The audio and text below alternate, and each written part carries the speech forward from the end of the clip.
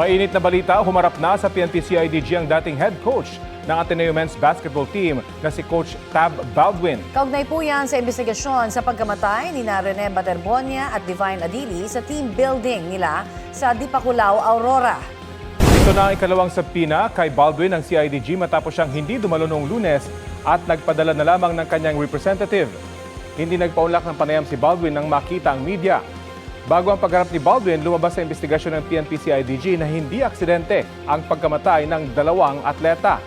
Nasa 48 individual ang ipinasabpina ng CIDG kaugnay sa investigasyon. Bukod sa CIDG, ipinatatawag din si Baldwin sa NBI. May Immigration Lookout Bulletin Order din ang Department of Justice laban sa kanya at sa iba pang Ateneo coaches.